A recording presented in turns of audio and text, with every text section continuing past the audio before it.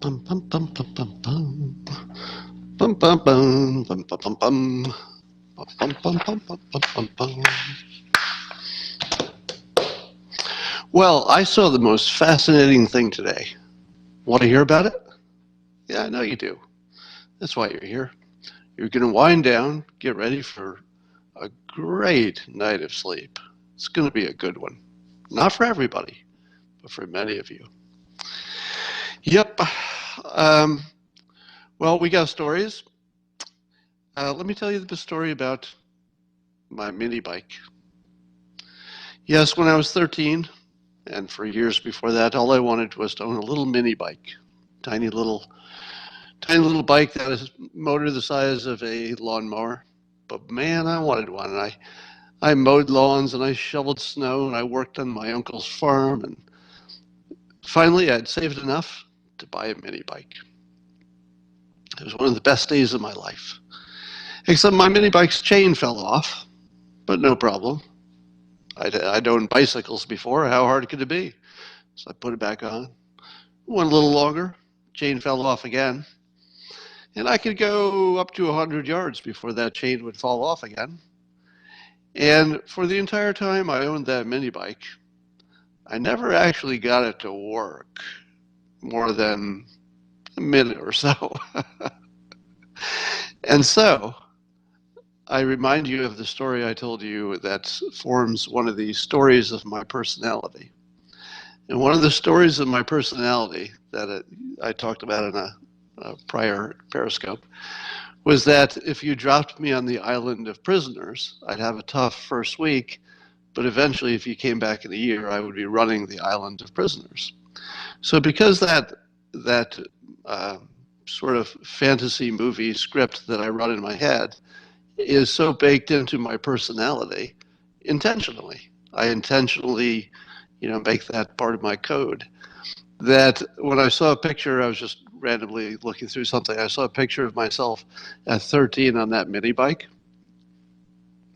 and I realized, yeah, I've been telling Christina for a while that I want a mini bike, and I'm pretty sure she doesn't. She doesn't think that I mean it. Now, I don't have really the situation where it would make sense to have one, but I'm gonna get a mini bike.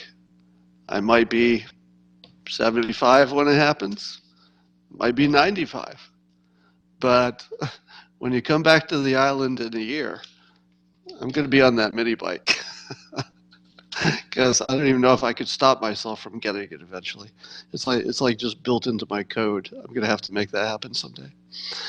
Um, I would like to compare my medical recommendations to the medical community. I think this is fair, don't you? Because my qualifications for medical advice are nothing. And of course, the medical community is highly, highly competent. So there was me calling for an immediate end to flights from China. That was on January 24th, a week before the president called for it, and before any of the medical experts called for it. So let's score that one for Scott, because turns out my medical advice on uh, virus transmission was pretty good. Now, again, I'm not saying that that makes me qualified. Nothing like that. I'm still an idiot. I don't know anything about these medical scientific things, but that's why we're scoring it. Okay, I got lucky on one. All right, so, all right. I got lucky on one. Then it was when I was calling for masks, when all of the medical community were saying, no, they'll just make it worse. You don't need no masks. and I'm pretty sure I was the first public person to say, bullshit, bullshit, I'm sorry, that can't possibly be true. I base that on my large reservoir of no medical knowledge whatsoever, on top of my gigantic foundation of no scientific knowledge whatsoever. Okay, I got lucky on that one. Everybody now agrees masks are pretty important. So, all right, so I was, it's 2 for me, 0 for the experts. But there's some things that were sort of a tie, meaning that they said them, but I did probably say them first.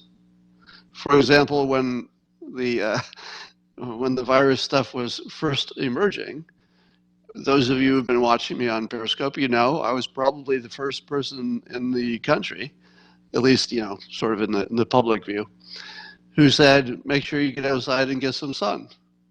Vitamin D will be good for you. Now, I'm not saying that I invented that idea. Indeed, it came from the experts. But have you ever heard so many people tell you to get outside and get in the sun since then? I'm not saying I started it. I'm saying it's a tie, because the experts say it's a good idea. I say it's a good idea. I said it first. I'm pretty sure I beat almost everybody there, which doesn't make me smarter. Clearly, I'm not. But I, am 3 for 3. Then there's the question of the hydroxychloroquine, and here it's no fair at all, because I think you really have to have some serious medical knowledge to make a good recommendation about hydroxychloroquine. But I made one anyway, which was that given that we all knew it had been prescribed for many years for several different causes, was well understood, the risk of getting this COVID thing, especially for some types of people, was devastating. So from a risk management perspective, given that we had some anecdotal information, I said we should at least make it an option. Should be a good thing to try, just from a risk management perspective, not from a medical perspective, because it's really, the medical is just part of the larger question. Because remember, you could have been saving the economy as well. So you had 2 upsides, saving people, but also saving the entire economy, which would save more people. So since there was an enormous potential gain if it worked, or even if it worked some of the time, because the stakes were so high, it would be worth the risk. There was a known risk somewhere in the, you can have this if you've got some arthritis, or we'll give this to you for lupus. So what did the experts say? Well, early on they said, it's going to kill you. That stuff will just kill you. Now, you could argue that if someone else were scoring this one, they might give it to the experts. They might say, Scott, the experts are right. They do not have reliable, double-blind, large-scale studies that would show that this is both safe and efficacious. Scott, don't you know how science works? To which I would say, I don't think you know how decision-making works. Because I know all that stuff. All that stuff you told me, I knew all that. Do you know how decisions are made? Because decisions are made taking all that and combining it with all the other stuff. And then you weigh the odds and make your decision. So I'm going to score that one for me not from a medical perspective, because of course, what do I know about anything medical? But from a risk management perspective, and from the fact that we can see a number of other countries are obviously doing exactly this. So we don't know if it works great yet. That's a separate question. I'll never be the one that tells you it works great. How would I know? I don't believe any of the studies. But there's certainly enough to make you think you might, that certainly a number of other countries are going at it hard. So I'm 4 for 4. Then you've got the ventilator situation. All right. Now, my understanding of the ventilator situation is there's a little bit of a question here. A little bit of a question. Yeah, I've got one more after this. Whether the ventilators are helping people or killing them in the specific case of the COVID patients. Now, you've probably seen on the internet, at least, if not in the news. I'm not even sure if the mainstream news has covered these stories, but maybe they have. That maybe the ventilators are making things worse, not better. You've seen that, right? What was my recommendation about ventilators? Well, I didn't know anything about ventilators until I started seeing these reports of, maybe the ventilators are worse. But do you think that people stopped using ventilators the moment people started raising the alarm? Possibly. What I saw was that people were getting better results, maybe with these nose cannulas or whatever they are, basically just regular oxygen in a less aggressive way. So I've seen those reports. I don't know what's true. How would I know? How would I know if a nose cannula is better than a ventilator, and in what situations? But if it's true, and I would need a fact check on this, that hospitals can bill insurance companies a god awful amount if that ventilator goes down the throat, and far, far less if it doesn't. And hospitals are hurting for money right now. If all of those things are true, what does that create? A situation which you've heard me describe before. There's a huge upside potential for if somebody wanted to act badly. Huge upside potential, low opportunity to be caught. Why? Because my understanding is that they only use the ventilator in very prescripted situations. I need a fact check on that too. So you should ignore everything I'm saying in this segment because I'm probably just spreading conspiracy theories. But my understanding is that they use it in a very specific case so that they don't get sued. So that if, I'm just guessing, it's something like your oxygen levels plus something else. So if you hit the checklist, the ventilator goes down. Now, even if they were suspected that the ventilator was killing people in the specific situation of COVID, and I don't know that that's true, but if they did suspect that, would they be influenced by the fact that there would be a gigantic financial incentive, as well as probably lower risk, to follow the checklist, to do what you do when the oxygen is this and the other signs are this, even if you thought it was killing them? Because you don't know. I mean, you don't know, but you know one pays you a lot. So they might die either way. You don't really know, do you? You don't know. Because that's the whole point. I think if the doctors knew it was killing people, like if they actually knew, I can't imagine, except in the rarest case, I can't imagine a doctor actually killing somebody intentionally if they knew it was going to kill them. But what if they just thought it was a toss-up?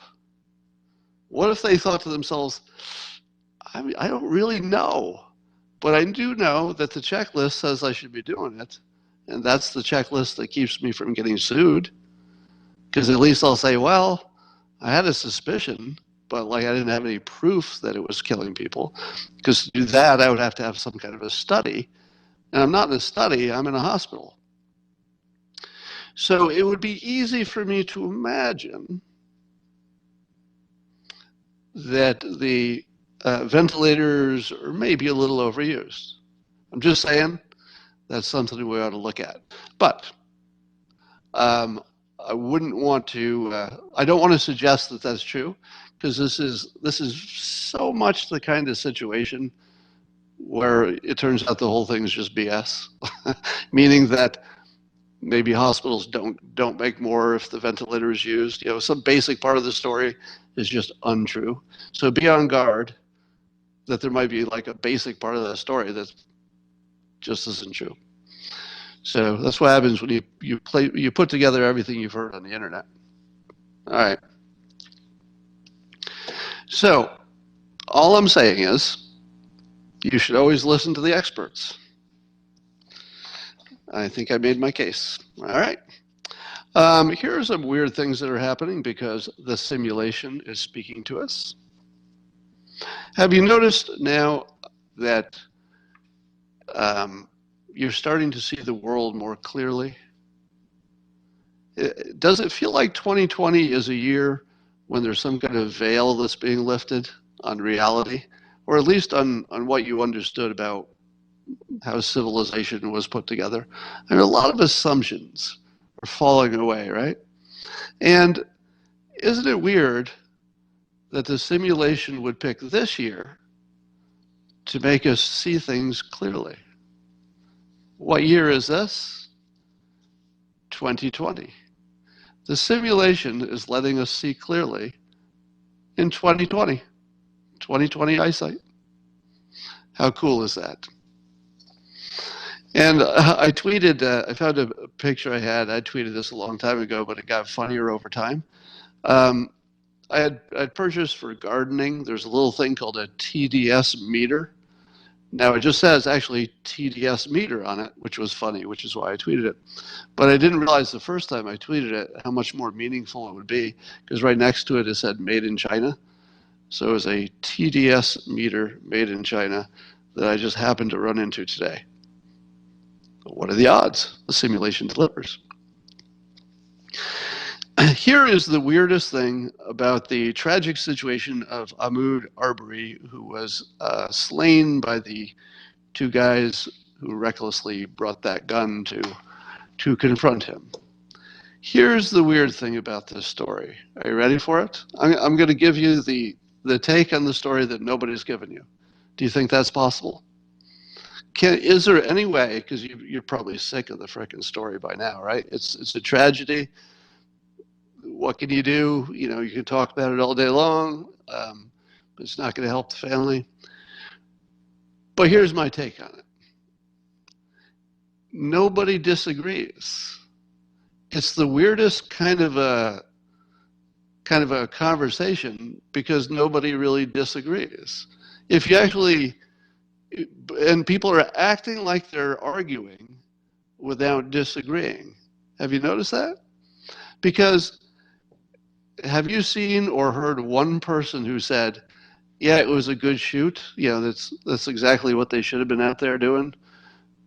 No. Have you seen one person who thought that the guys who were, you know, chasing the, what was his name? Ahmaud. The guys, does anybody think that the guys who chased them were using good judgment? Nobody. Literally nobody thinks they were using good judgment all the way through. Does anybody think that walking around in somebody's house is going to raise suspicion? Does anybody think it's the worst thing in the world? If you went right down the line, nobody disagrees on any part of it. It was people who made what turned out to be bad decisions at the time. And what really the big problem was that all the bad decisions happened in the same place. If you take three people who make bad decisions once in a while, you know, we don't know that they only made bad decisions, right? I wouldn't allege that. But if you take somebody who sometimes makes bad decisions and you put them in a field all by themselves, probably no problem. If you take two people who sometimes make decisions that are bad and put them in the field next to each other, well, a little more opportunity for something to go wrong. But if you add that third person who has a tendency to make bad decisions, you arm two of them, you've got a bad situation. Now, is it racism? Well, that's what everybody wants to talk about. But if you have a situation where you could easily imagine it happen no matter which races any of them were, where do you get that information? Unless you are yourself a racist. So this is where the parody begins. What would make people think that the two white guys were racist? What would be the interpretation that says, yeah, this is obviously, it's because they were racist? It's not because they're white, is it? Because that's the only evidence I see. I don't see, now if it turns out they have some body of work in which they've said things that would be appalling, I will immediately change my opinion. But as far as I know, it's just who they are that makes you assume that they're racist. Is that not true? And if you're assuming somebody's a racist because of who they are, not what they did, because again, it would be easy to imagine that situation where you could just mix up all the ethnicities, ages, and genders of everybody involved, still get something like that same outcome. It'd just be easy. You could recast that a million times, and you put three people who made bad decisions in the past. I'm guessing, and maybe they made them that night. They just happened to happen at the same time. So it was, a terrible tragedy. But to imagine, therefore, that you can read minds, or that they were racist because they're white, I would say is not an evidence. Should it become an evidence later, I would reconsider. So that's my take on it. People are acting like they're disagreeing, but I don't think they are. I don't think there's a thing I just said that anybody would disagree with. If you actually, could talk to them one-on-one, there's not one thing I just said that anybody would disagree with. I don't think, right? Just a tragedy. Here's three interesting, well, you can decide if it's interesting, takes on what's going to happen after the coronavirus situation is passed. Now, Balaji Srinivasan, you might think of him as more of and this is the fun part because it's from three different personalities. So you might think of him as a tech, he's hard to describe because he's such a Renaissance kind of personality, but somebody who's future-minded, technology-minded, science and technology kind of a brain. And so he says one possible good future after the coronavirus stuff is that people would move out to rural areas, work remotely, change jobs more easily in a truly global labor market, fewer but longer drives with autonomous cars, 24/7 delivery drones, socialize online and in virtual reality, physical social distancing with digital social networking, ? So those are just sort of some thoughts about how things might be different. Now those come from a technology futurist kind of a personality. And then retweeting that with his own comment is Nate Silver. Now Nate would be most famous for his statistical analytical abilities. So his take on it goes, another possible future, there's a vaccine in 12 to 18 months. People mostly go back to how they were living before, but with greater awareness of pandemic risk. In other words, everything just reverts to the mean. It'll be just like before because things revert to the mean. So the technologist is seeing all these technology opportunities and the market, the market meeting those opportunities and sort of building the future. The guy who knows the most about statistics says quite reasonably, by the way, I'm not giving you an opinion which is the more likely one. It's just coming from two different personalities. So from Nate's filter, we get a vaccine, go back to the way we were mostly. And then the last one, the last assumption, or the last prediction is from me. So I thought, well, now we've heard from two different personalities. Let's see what I can add to this. So I said, yet another possible future.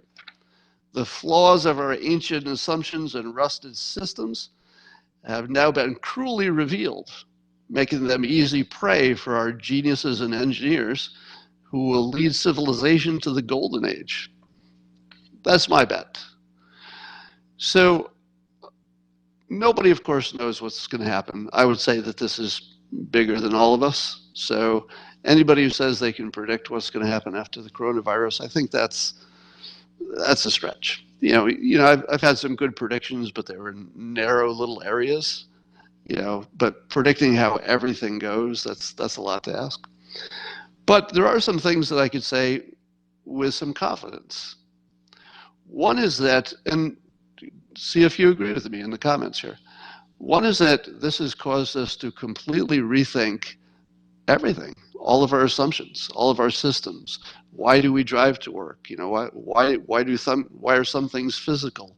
Our entire civilization, if you think about it, well, not entire, but let's say 90% of our civilization is a pre-internet design. Think about that. I mean, that's sort of the kill shot right there. I don't have to go on. 90% of civilization is pre-internet design. I'm just making up that number, but it's something like that. What happened with the coronavirus situation? Everybody just took a step back and said, okay, should I just continue running as hard as I can in the same direction forever? Now that I've got a pullback, what do I see? What has been revealed? What do I know now because of the lockdown and everything else? What do I know now that I didn't know before? And the answer is a lot. A lot. We really found out a lot about where all the weaknesses are in our systems. We know where our food systems are bad. We know what kind of people are going to need help and what kind. We'll probably learn something about printing trillions of dollars. Weirdly, it looks like we can just print money if we want to. I don't know if there's going to be a penalty for this, but it looks like there might not be in this weird situation where inflation is largely impossible. So almost everything from, you might not have a post office. I think all the newspapers are likely to disappear. So the nature of news itself is going to change because an entire industry is just going to, likely going to disappear, along with my job. And, that's just a fraction. And I think even stuff like healthcare, there are likely to be gigantic lasting changes. For example, one of the things that happened during the lockdown was that, and I was part of this process, I was suggested to the task force through some excellent help. Thank you, Jonah, shoemate. I suggested to the task force the idea of letting doctors who are doing telehealth practice across state lines because of the emergency. You couldn't do that before. I think that'll probably last. What kind of a permanent change would that have on the cost structure and just the very assumptions about how you do healthcare? Now add that to the fact that we learned how to rapidly build all of these testing devices. So manufacturing is going to come back to the United States. So now add the fact that we're going to start manufacturing tons of medical devices, probably around more locally. Add to the fact that you'll be able to get your doctor on the phone. How hard will it be to get a test from any place locally? It could be your CVS, your Walmart, because they will be doing this stuff. You go in, you get a test, send it on your app to your telehealth doctor. I mean, you could see universal healthcare happening at a lower cost than current healthcare, very easily, and it could be a direct outcome of the coronavirus stuff. So that's just one example, but I think everything from education to the way we commute, live, recreate, everything. I think it's just going to all be rethought from scratch, and the result will be a little thing we call the golden age. You're in the middle of Act 3. Act 3 is when you get really whacked hard and it doesn't look like you could come back. That's just about where we're at. But we humans don't really lose in the end. If you noticed, we do have 100,000-year unbroken record of kicking the ass of every microbe, virus, mammal, bird, and fish that gets in our way. So we are going to climb on top of this. We're just about at the top of the hump, heading over. Feeling good about it. So a weird thing happened on the internet today. I don't know if you've ever seen this happen. I swear I'm not making this up. This is a real thing that happened to me. I promise, cross my heart, not making this up. I changed my mind on something. I know, you don't believe it. Because you've never seen it, right? Nobody's ever changed their mind about anything in politics or on the internet. But damn Ann Coulter wrote an opinion piece about the virus and whether it came from the lab or it came from the web markets. Didn't you kind of expect that Ann Coulter would write that it came from the lab? wouldn't you wouldn't you have expected that? Well, what I wouldn't have seen coming is that, she's anti-neocon, anti-war for no reason, and why not?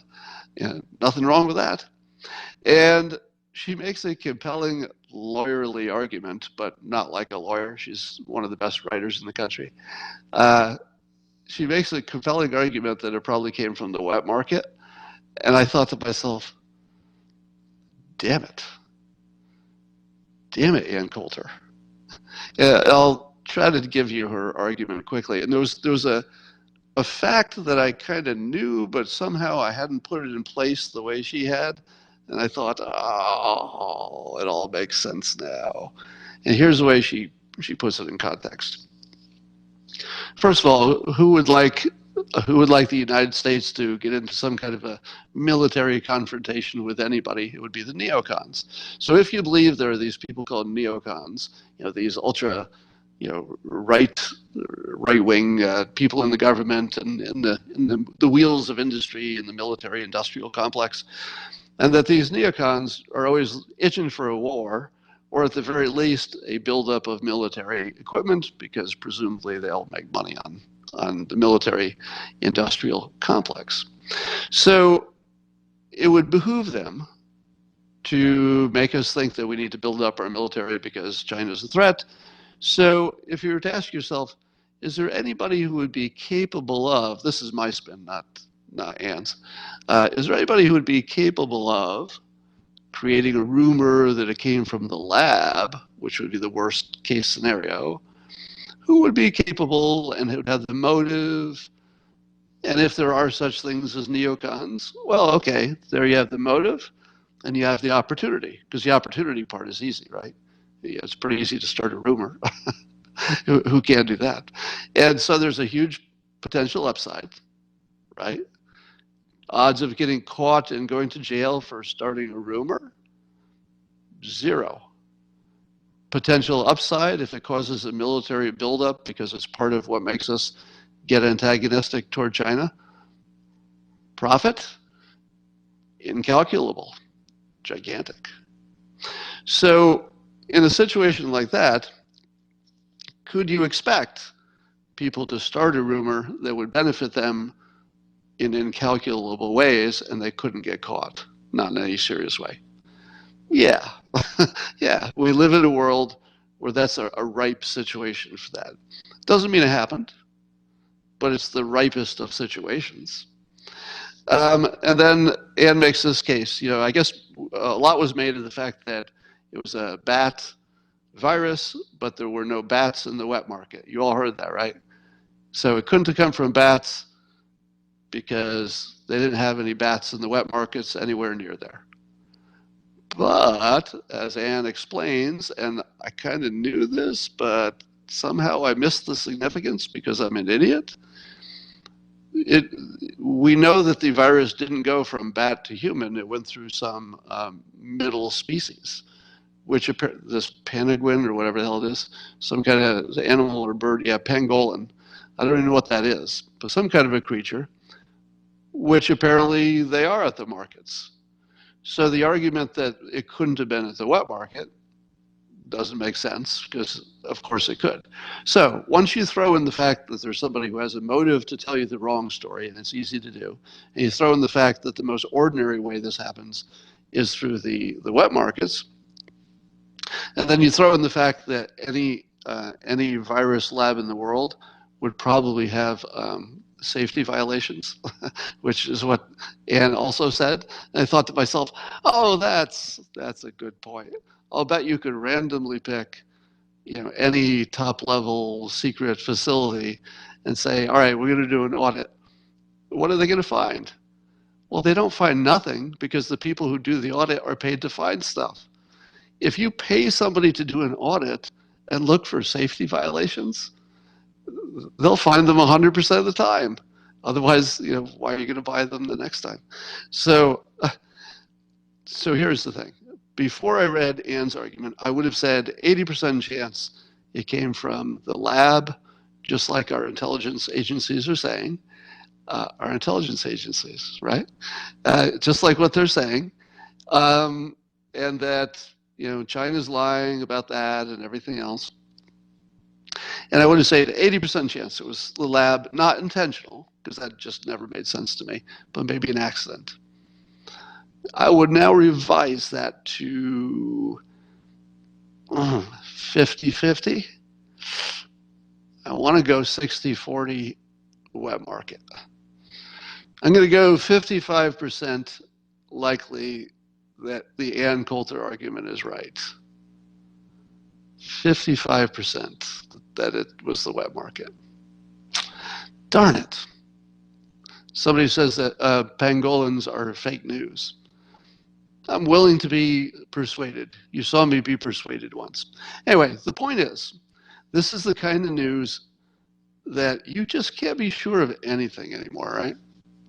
You just can't be sure of anything. I don't think you can rule out the fact that it was engineered. I do not think you can rule out engineered. No, not even a little bit. But you also can't rule out the wet market. And I thought it was a little bit easier to rule out the wet market. But if you can't rule it out, and it is the most common way that other viruses have started, you kind of have to play the odds, don't you? If it usually starts in this way, and this way is the same way it's always been, and it usually starts that way, what makes this the one time it started the other way? Could. Or as Jack Posobiec said on Twitter, he goes, "Where do you think the guys from the lab go to eat? Where do you think they go to lunch?" And I don't know, how would you score that? What would the score be if the guy from the lab went over and got it on his shoe, and then he brought the deadly virus into the lab? Would you score that as a lab accident if it then got out of the lab? I don't know. All right. That's probably all I wanted to say on that. Anybody want to ask me a question? I'm going to take some questions. I'm going to catch somebody off guard. Get ready. Get on your game. The question answering will begin. Will begin. All right. Let's see if Jeff is awake. Jeff, are you awake? Hey, do you have a question for me? I knew beyond a shadow of a doubt that tonight you'd ask me to come online tonight. It's weird. I'm a physician. I'm a hospitalist. I work in critical care medicine. I've had the unfortunate pleasure of treating this virus. Yeah, it's kind of a scary virus. And can you tell us what part of the country, or you want to keep that confidential? No, I'll tell you. I'm in Oklahoma, Southwest Oklahoma. I'm in a fairly rural area, medium-sized hospital. Most of my patients have come out of a federal prison, actually. Wow. And yeah. So let me ask you this. Yeah. So this is anecdotal. How many patients have you seen roughly? A lot, a few? I would say in the hospital, as a hospitalist, probably a dozen. And then I've consulted with a lot of people all across the United States that couldn't get hydroxychloroquine, friends of friends that would call me, and I did some telemedicine with them, maybe another dozen, so 2 dozen, maybe. So, I know that it's impossible to do a controlled study or anything, but is there any observation, just anecdotally, that you would say people need to know X, that something works or something doesn't work? Is anything that is in your mind as, my God, I think we're looking at this wrong? Anything stick out? No, I think in general we're looking at this correctly. I think the social distancing, the flatten the curve has helped. At least it has in my part of the country so far. But what about the meds? The meds, yeah. So hydroxychloroquine, anecdotally, I've talked to many doctors that have used it. We're kind of in the red belt here, and so this drug's been politicized, obviously. But a lot of us are using it, and we seem to be having good effects if it's used early. If you wait until you're on the ventilator, forget it. You're in a different part or phase of the disease where not much is going to help, I think. So have you seen anybody yourself who got on hydroxychloroquine early who did not have, let's say, well, whether or not they had other comorbidities or not, who went on to not make it? Um, no, I have not. But Most of I've and only had one patient die of this, and he was in very poor health, and quite frankly, we didn't put him on the drug because at first we didn't think he had it. He presented differently. He didn't appear to be a uh, coronavirus patient. So, um, uh, so no. mm, I wanted to address one thing that you said earlier, or you're talking about, when it okay. comes to putting patients on ventilators and reimbursement. So Yes, there's two areas of reimbursement that occur in a hospitalized patient. You have what they call E&M coding, which is the physician's fee. And that is a very small variance, and it absolutely has nothing to do with whether or not we intubate a patient. What you're addressing is the hospital fee, right. which is based on what they call a DRG or ICD-9 coding or 10 coding now. Um, and yes, that fee goes up dramatically, but the physician does not participate in that reimbursement, at least not in most areas. There may be some models where doctors get a kickback, but in most places that's illegal. So, and when you put a patient on a ventilator, it probably costs the hospital more money than they're getting reimbursed had they avoided it to begin with. So, yes, there is what I think it's about 3 times the dollar amount that the hospital gets, but you're probably spending more than 3 times that Well, for the but care. let me ask you this. Do you have a sort of a checklist that says when you can and cannot use a ventilator to keep you out of trouble? In other words, What? if you do it according to these criteria, you're always going to be okay, even if things go wrong. Yeah, Is there in anything general, like that? yeah, I would say. I mean, it's not a exact checklist, but yes, the idea, the way you're thinking about it, is correct. So, well, hold on But then. Let me finish the thought then. sure. So if that's correct, then a doctor who suspected that maybe the ventilator might not be helping as much as it's hurting would still be it would be an easier path for them to follow the checklist if it's a close call, wouldn't you say?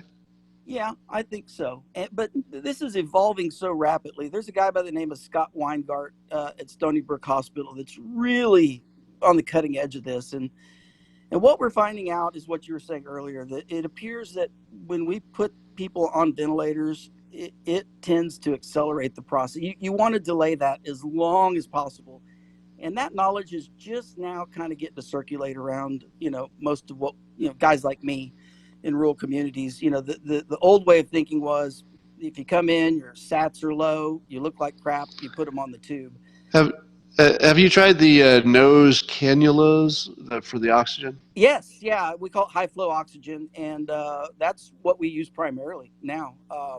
In fact, I've actually proned patients without being on a ventilator. We used to only prone patients once they went on a Tell ventilator. That means tell people what that means to prone them. to put them on their stomach. Right. So most of the volume of your lung is on the back side of your lung, and if you're laying on your back, that part fills up with fluid, and you don't get good oxygen transfer. By flipping you over, the dynamics of the lung become such that you get better oxygenation. And we only used to do that when a patient was like far gone on the tube, last ditch effort. We turned them over in the bed. It's a real pain in the butt. Now we're literally proning people when they're not on a ventilator. They're just on nasal prong cannula. And we're having dramatic responses to that. They actually improve quickly. It's a weird thing to see a patient laying on their belly in the ICU without a tube down their throat, but we're seeing that more and more. Do you think that maybe because it does seem that the death rate is dropping quite nicely. At least I think it was. Maybe it's going to go up again because of the lockdown slowly ending.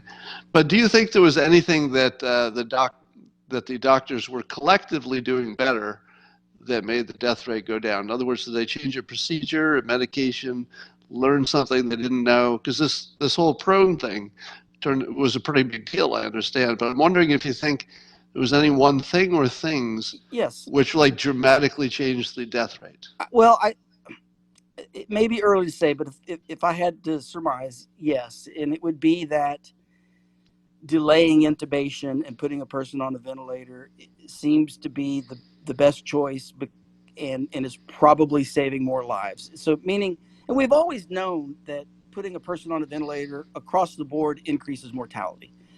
But in this particular Wait. virus, But it can't increase mortality in general, or it wouldn't be used. well, it depends on how you compare the patients. So you know how statistics are. But But wait. Is this a cause and effect thing? Because you only put the ventilator in the people who are, it's just a long shot anyway, right? you're correct. But there's some studies out there that suggest that if you can minimize the time on a ventilator or delay going on to it, in some cases, mortality decreases. Got it. Okay. But with this virus, it seems to be that you only want to put somebody on the ventilator when you have absolutely no other option, and even those patients do pretty poorly. But it seems to accelerate death. What we're seeing, if you put them on early, like we used to for other conditions, you might actually make things worse. And so I think that may be saving lives. The knowledge that's getting out there now, a lot from what Scott Weingart's doing in Stony Brook, is really getting around the nation, and we're starting to follow it. So I've got to ask you about vitamin D. We know, for example, they're all, I have to watch out for confirmation versus something Sure. that actually makes sense. So my confirmation bias, I'll just put it in those terms, looks like this: that we know vitamin D is good for your immune system, so it makes sense it could have some effect. And if we observe that old people are having a bad time, well, that makes sense because they're old, but they also don't get out as much, probably don't Sure. get as much sun. We've heard that the African American community is getting hit hard. They have more trouble processing vitamin D, as I understand it. Kids are doing well. They probably get more sun than anybody and wear less sunscreen, even though they shouldn't, maybe. So there seems to be this almost perfect correlation, and then um, the places that you think wouldn't be getting much, such as the Scandinavian countries, they know they don't get enough, so they're eating cod oil and fish and stuff. So there's an almost, it's alleged there's an almost perfect correlation between how much vitamin D you're getting and how much trouble you're getting. But confirmation bias would get you to the same place, right? So it doesn't mean it's true. It just means that's the way it looks. Tell me what you think. Well, I think it's very important to understand from the onset that correlation does not equal causation, and Sure. so you can't say with any certainty from what we're seeing with this type of studies that are out there now that having a good vitamin D level is protective versus the opposite. For precisely that, it's just a correlation. There could be a Well, thousand other factors involved. all right. So I agree on that. But could you make use of it this way? If you found that the correlation held, and you wouldn't know which way it went, could be the low vitamin D is a marker for having a bad immunity to begin with. So suppose you could easily test for vitamin D. Could you then say, look, you folks who have boosted your vitamin D, you're probably going to be in better shape. Um, no, if you couldn't boost your vitamin D, it would mean you're probably in such bad shape that you shouldn't go anywhere. Well, let me just tell you what I'm doing, and maybe this will answer your question. I Okay. I am recommending people get on a reasonable dose of vitamin D if they're not taking it, whether or not they know their levels are high or low, because it's harmless to begin with. It's cheap, and a lot of people are deficient anyways, and it's been proven that there's a multitude of other conditions that you improve with improving your vitamin D level. So I think that it's one of these. There may not be a study, but like you alluded to earlier, it's a decision making process, and it just makes sense to take vitamin D. So that's where I'm at with it. Maybe I'm wrong. Maybe people criticize me for that, but I'm telling people to take about 10,000 units a day and go on with life if they can. So All right, that sounds like a good risk reward. It is possible to overdose though on vitamin D, right? absolutely, yeah. Don't eat polar bear liver. Uh, that's the best advice I've had today. Did you? No polar bear liver. And when you talk to your doctor friends, and you're nobody's watching, so you can say anything you want. What meds do they think are the killers? If they all got together, the doctors you talk to, and made a bet, and they could only pick one therapeutic, or it could be a vaccine if you know something there. Which one would they bet on? Doesn't mean they're right, but where do you think they would bet on? Current medicine that has nothing to do with coronavirus. No, the question is, what medicine would they bet on that would be the most effective, if anything, against coronavirus? In other words, would they go with Oh, okay, I see. I understand. hydroxychloroquine, remdesivir, or whatever? Yeah, I understand. Well, so I think hydroxychloroquine, to be honest with you, and remdesivir. I think, as you're aware, the way they powered that study didn't really look at mortality; it looked at time to cure. So the Right. jury's way out on that. Yeah, way out. So what about the monoclonals? interesting. I understand DARPA is going to be doing some work with it, and we're all excited to hear what's going to happen with that. But there's just we have no, the average guy on the street like me, all we do is read about it. We have no experience with it, so Right. we're excited to hear about it, though. So here's the question. I don't know that you would know to answer this, but just for the audience, it seems to be that if you can find somebody who's already got the antibodies, Mm-hmm. that the hard way to get enough of them is to take them from each individual who can give you a pint of blood. That seems like hard to scale that up.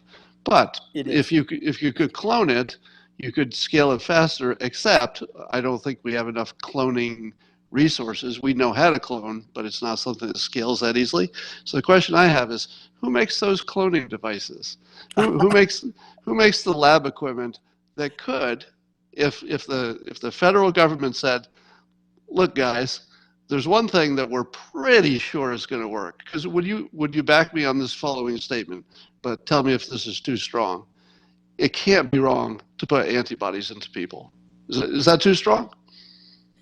Um, I don't think it's too terribly strong. I mean, there's going to be a couple cases, obviously, outliers, but I think in Right. general, it's probably a good idea. I mean, So if we could just put let's say a Manhattan Project on whatever this lab equipment is, so we can scale up enough, just take the hardiest antibodies we can, and just start making this stuff. Now, would it have to be injected, or would it be a yeah, it's pill? intravenous. IVIG is the It would form that have we're to be. kind of using now. But yeah, it's a kind Okay, of a slow so infusion. so it can't. So that doesn't scale that well either. You can't just inoculate everybody or use No, it but prophylactically. the doctors with infusion centers would be making the killing. Yeah. Well, you could, but that's another thing you could scale up, right? Sure, There must absolutely. be. All you need is a nurse or a phlebotomist, right? I've been looking for a reason to get in that business. There you go. All right. Well, this was a great call. Thank you so much. I'm watching the audience comments, and they're really happy. Hey, So Scott. thanks for that. And I wanted to say briefly, go just ahead. you are one of my heroes, and the reason I say that is that I know that what you do has come to a personal cost to you, and I think that you're doing it for the betterment of humanity. I believe that, and I believe you're taking a personal cost, and kudos to you for that. I really appreciate that. Thank you. I appreciate that very much. And yeah, I do take it personally. All right. Thank you. Thank you, Scott. Bye. All right. I believe that's enough for today, and I will talk to you in the morning.